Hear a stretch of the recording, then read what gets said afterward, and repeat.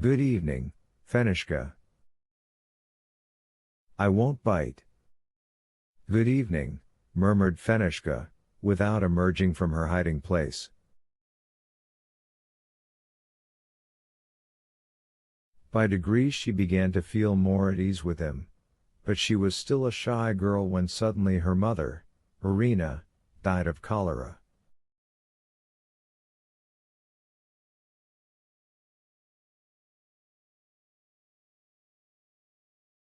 What was to become of Fenishka? She had inherited from her mother a love of order, tidiness and regularity, but she was so young, so alone in the world. Nikolai Petrovich was so genuinely kind and considerate, there is no need to describe what followed.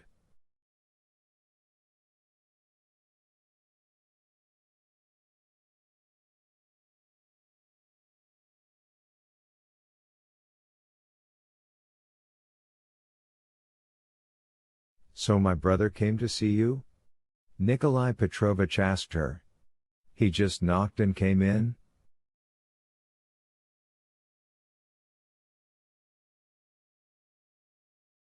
Yes.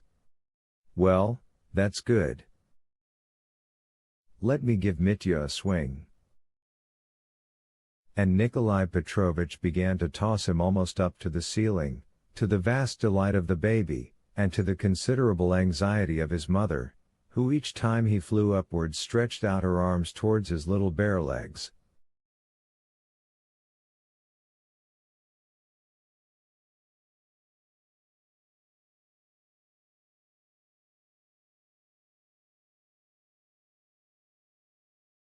Meanwhile Pavel Petrovich had gone back to his elegant study, which was decorated with handsome blue wallpaper, and with weapons hanging from a multicolored Persian carpet fixed to the wall.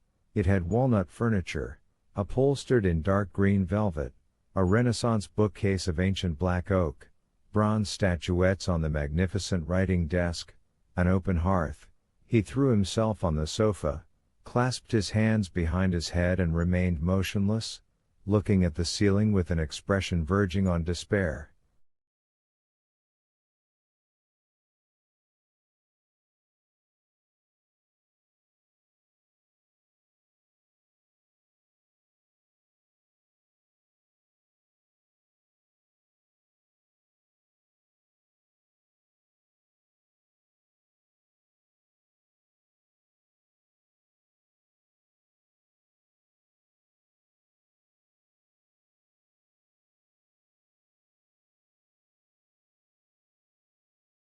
Perhaps because he wanted to hide even from the walls whatever was reflected in his face, or for some other reason, he rose, drew the heavy window curtains and again threw himself on the sofa.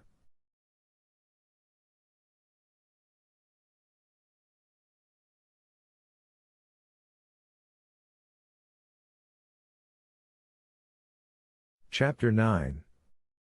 On that same day Bazarov met Fenishka.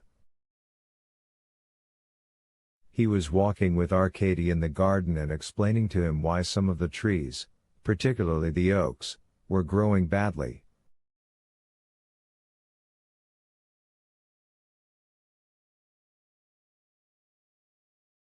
You would do better to plant silver poplars here, or firs and perhaps limes, with some extra black earth.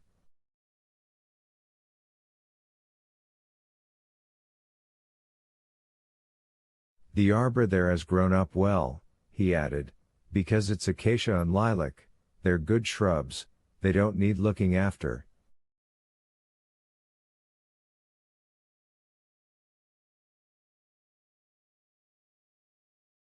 Ah!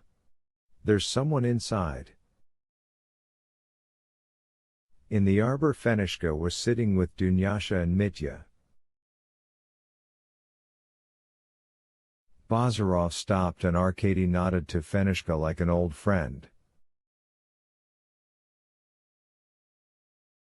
Who's that? Bazarov asked him directly they had passed by. What a pretty girl.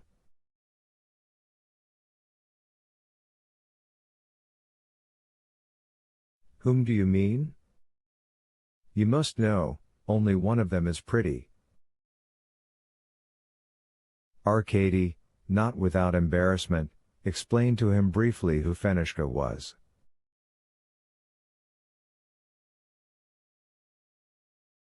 "Aha!" remarked Bazarov. "That shows your father's got good taste."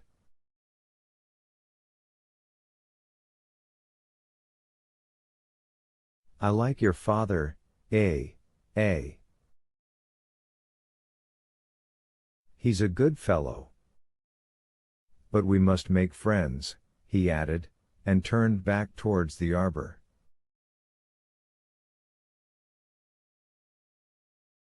"Yevgeny," cried Arkady after him in bewilderment, "be careful what you do, for goodness sake."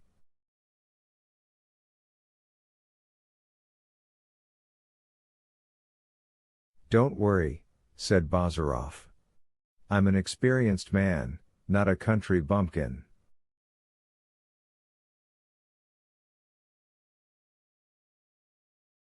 Going up to Fenishka, he took off his cap. "May I introduce myself?" he began, making a polite bow. "I'm a friend of Arkady Nikolaevich and a harmless person."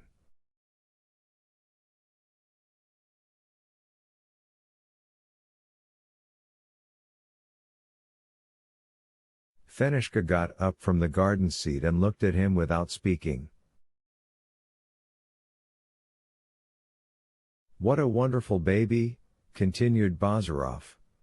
"Don't be uneasy, my praises have never brought the evil eye."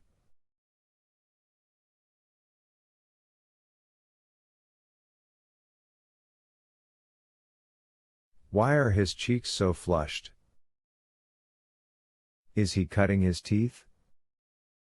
"Yes," murmured Fenishka, "he has cut 4 teeth already and now the gums are swollen again."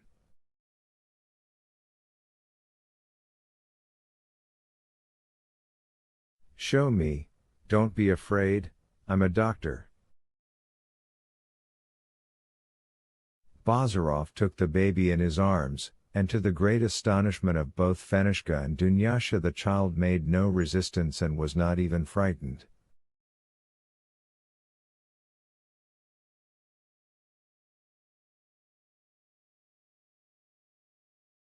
I see, it's nothing, he'll have a good set of teeth."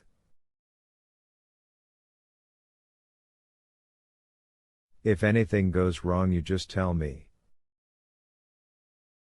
"And are you quite well yourself?" "Very well, thank God." "Thank God, that's the main thing." "And you?" he added, turning to Dunyasha.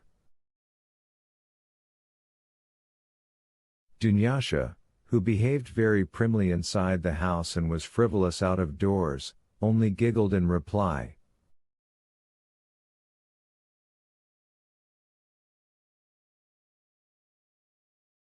"Well, that's all right.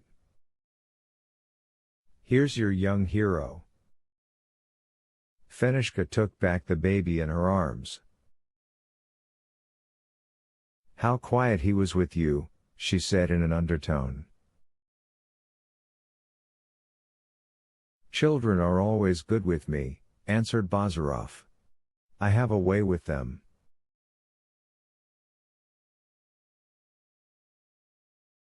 "Children know who loves them," remarked Dunyasha. "Yes, they certainly do," Fenishka added. "Mitya won't allow some people to touch him, not for anything."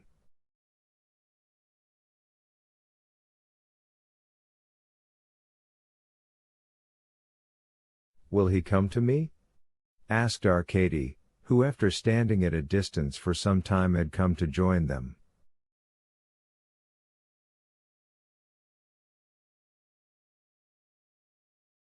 He tried to entice Mitya into his arms, but Mitya threw back his head and screamed, much to Fenishka's confusion.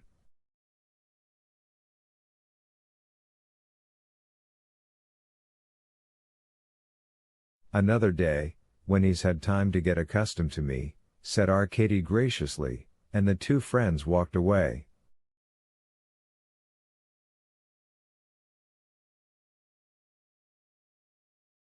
What's her name? Asked Bazarov. Fenishka, Fedosia, answered Arkady. And her father's name?